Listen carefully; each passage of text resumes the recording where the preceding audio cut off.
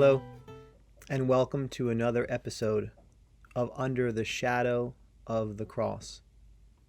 Today, we focus on Simon of Cyrene, another one of those great characters from the Passion accounts. When we first meet Simon, the Gospel writers tell us that he was coming in from outside the city walls. Now, that's really important, that he was coming in from the countryside. That means that he wasn't part of the riotous crowds that were in the city saying, crucify him, in relation to Jesus. He was coming in from the countryside, meaning that he wasn't part of all of that. Mark's gospel tells us that Simon of Cyrene was the father of Alexander and Rufus. Now that's really important because these Gospels were written many years after Jesus died. And that must mean we can deduce that Alexander and Rufus became very important Christians, no doubt through the example of their father, who had an encounter with Jesus himself in carrying his cross. That means that this opportunity to carry the cross of Christ was transformational for Simon. And because he was changed, his whole family was changed as well. Rufus is even mentioned by St. Paul in one of his letters. How powerful to be mentioned in the Gospels, to be mentioned in the letters of St. Paul for all eternity. We are told that Simon carried his cross behind Jesus. That simple word behind was placed there for a very important reason. Now we hear that Jesus tells his disciples in Luke chapter 9, he says, if any man would come after me, let him deny himself and take up his cross and follow after me. Follow means you must be behind someone. In Luke chapter 14, we read that Jesus says, whoever does not bear his own cross and come after me cannot be my disciple. So when we meet Simon in the gospel accounts, we hear that he picked up the cross and followed behind Jesus.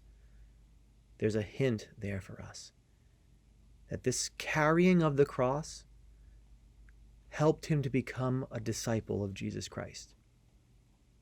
We should also take note that the Roman centurions would never let anyone else carry the cross other than the person who was to be crucified. We take from that Jesus was badly scourged and he needed help to move forward. And so Simon picks up the cross of Jesus and follows behind him. He becomes a disciple of Jesus Christ. The story of Simon of Cyrene reminds us that it's in life that the unexpected crosses of our lives often bear the most fruit. The unexpected crosses of our lives often bear the most fruit. He was just coming in from the countryside to celebrate the Passover feast.